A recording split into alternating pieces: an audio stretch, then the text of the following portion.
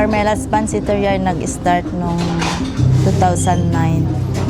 Tapos nag-open kami doon sa Old Market. Tapos pinalipat lang kami dito.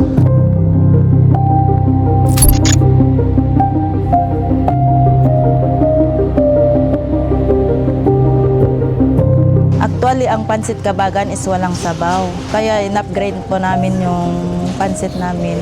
Bali, combination po ng batil patong at kabagan na po.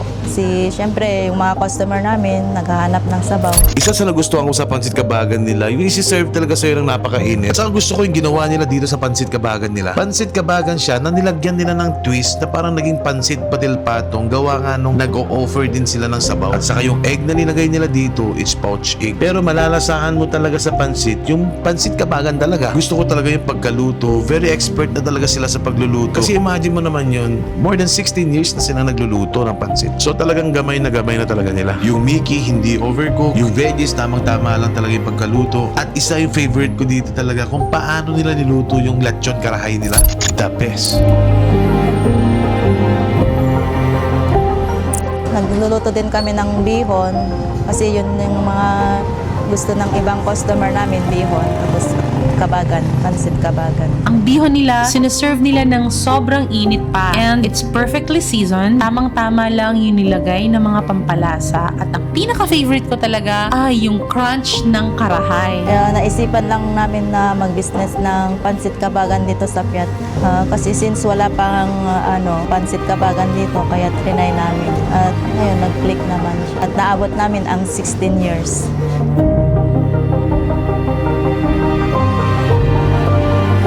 Ang isang secret yan is yung consistency.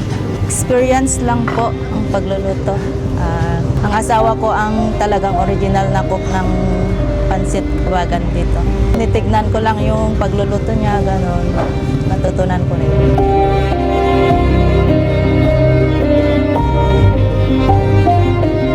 Meron po kami karahay, liver, tapos pork giniling po, itlog, saka Shanghai po. Ginagamit kasi namin sa pansit namin is fresh meat, fresh vegetable.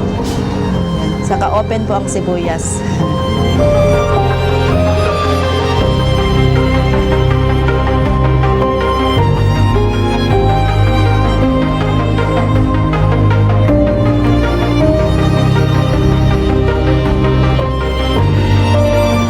Ako po si Redina Amate. Ako po ang may-ari ng Carmela's Pansiteria. Hi guys, andito tayo ngayon sa Carmela's Pansit Kabagan kasi lately naghanap tayo ng mga legit na kainan dito sa Piat. Ang dami nagtag sa atin dito sa Carmela's. A must try pansiteria dito sa Piat na nag-o-offer ng pansit kabagan at saka bihon. Nag-order ako sa kanila ng worth 150 pesos na pansit kabagan. Guys, tignan mo naman. Itsura pa lang, visually very appealing na. At maganda dito, yung nagluluto mismo dito is yung owner. Huwag na natin patagalin to. Kailangan na natin siyang tikman. Kasi ang pansit kabagan, masarap talaga siya pagka mainit-init yung pansit. Oh my God. Kikita niyo yan. Sobrang umuusok. First bite bro para sa inyo. Cheers, cheers, cheers.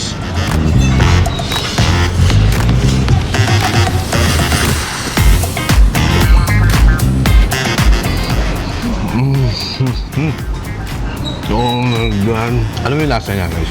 Lasang perfection. Oh my goodness.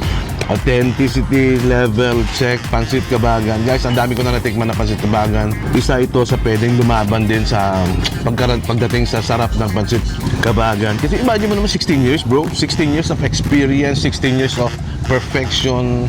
Yan, gusto ko mag-shoutout pala sa mga tao na nag-recommend sa akin dito guys. Very worth it talaga na dinayo namin ang Piat para dito sa pansit kabagan ng Carmela. So, Here's your sili. yan. Thank you, me. Ayan, nag-prepare si Ani dito ng suka na may konting sili. Konting sili. Nalagyan natin. Oh my goodness. Halo natin. Nalagyan natin ng sibuyas yung pansit. Siyempre, lagyan natin ng Dream Bite, guys. Gawa tayo ng Dream Bite. Hindi pwedeng hindi. So, ang gagawin natin, lalagyan natin ng sibuyas, tapos lagyan natin ng karahay. Yan, saka may mga giniling. Diyan na lahat. May giniling, may sibuyas, may karahay. Cheers, bro.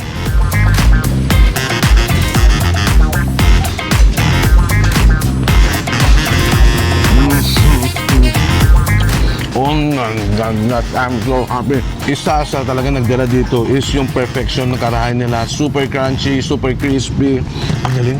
Oh my God. Ito yung mga pansit na parang hindi mo na talaga titigilan pagka naumpisa mo na. Yung tipong nakaka-addict na. Ay guys, kung gusto nyo tikman ito, I'm sure mga taga-Piat, alam na alam nila kung saan ang Carmelas. Pero sa mga gustong dayuhin ito at matikman itong, kung legit nga ba yung sinasabi ko, punta lang kayo dito sa may Centro Piat, Poblacion 2, malapit sa boating area. Ayan, tapat ko lang yung gym, ganun. Or magtanong na kayo agad, pagpasok nyo dito sa palengke, ito nakahilera na agad sila. Ako lang nagsasabi guys, must try Pansit Kabagan at saka yung bihon ng Carmelas, the best. Ayan, shout out sa mga nag-comment na pumunta tayo dito. Ayan, enjoy mo na yung food ko guys. Thank you for watching 3F Moto. Happy New Year nga pala. Peace.